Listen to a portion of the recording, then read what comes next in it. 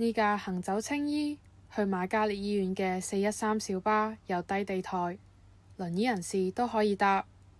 運輸署2018年規定，每條經醫院嘅新開專線小巴線必須至少有1架低地台小巴，但7年過去，現時得返呢條線有低地台小巴正常運作。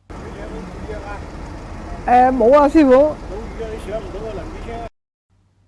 麥耀強代表傷殘人士組織多次詢問運輸署停運嘅原因。壞咗，咁壞咗啲零件，咁我哋問佢係壞咗咩零件呢？而係佢哋答唔到我哋。佢只係話要訂零件，要訂好耐。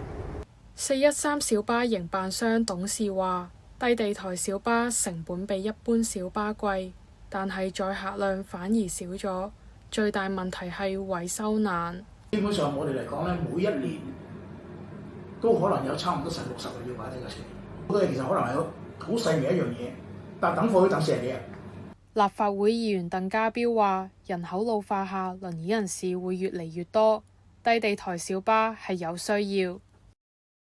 我覺得要再試咯，再試嘅意思就係譬如話，一個就多啲誘因啦，即係譬如話喺營辦商買車啦，甚至係啲醫院路線裏面俾多啲優惠佢啦，譬如話可唔可能俾多啲賣廣告嘅位俾佢啦，車費上面再考慮睇下點樣可以支持佢哋啦。